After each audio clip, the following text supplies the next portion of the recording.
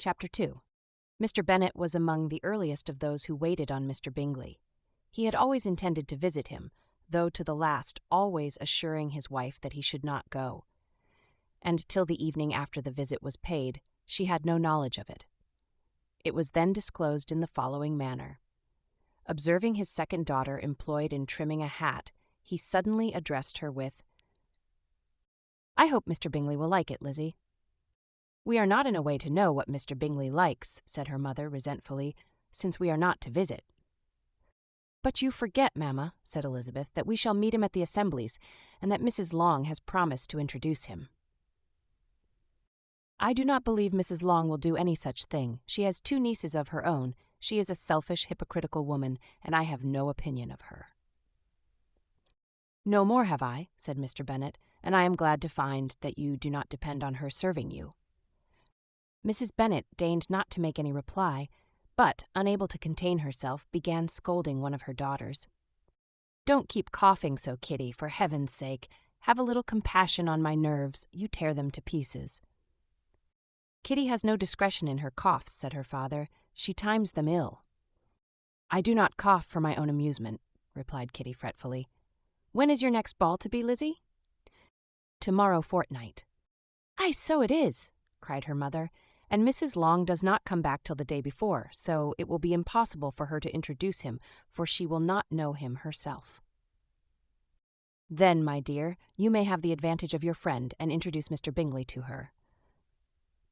"Impossible, Mr. Bennet, impossible. When I am not acquainted with him myself, how can you be so teasing?" "I honor your circumspection. A fortnight's acquaintance is certainly very little. One cannot know what a man really is by the end of a fortnight. But if we do not venture, somebody else will. And after all, Mrs. Long and her nieces must stand their chance, and therefore, as she will think it an act of kindness, if you decline the office, I will take it on myself." The girls stared at their father. Mrs. Bennet said only, "Nonsense, nonsense!"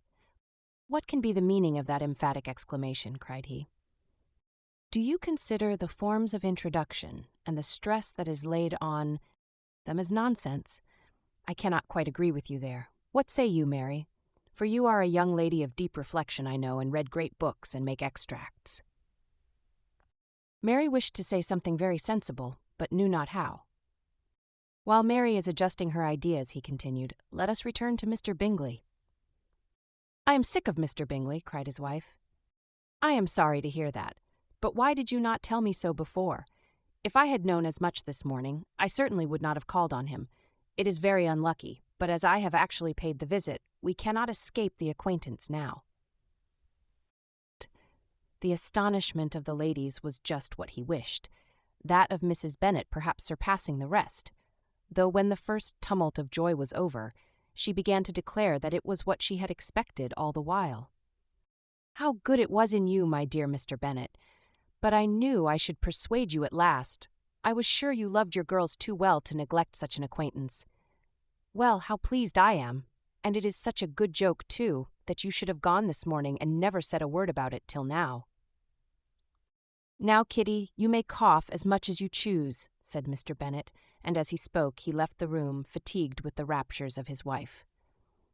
"What an excellent father you have, girls," said she, when the door was shut. "I do not know how you will ever make him amends for his kindness, or me either, for that matter. At our time of life it is not so pleasant, I can tell you, to be making new acquaintances every day, but, or your sakes, we would do anything. Lydia, my love, though you are the youngest, I dare say Mr. Bingley will dance with you at the next ball." "Oh," said Lydia stoutly, "I am not afraid, for though I am the youngest, I'm the tallest." The rest of the evening was spent in conjecturing how soon he would return Mr. Bennet's visit, and determining when they should ask him to dinner.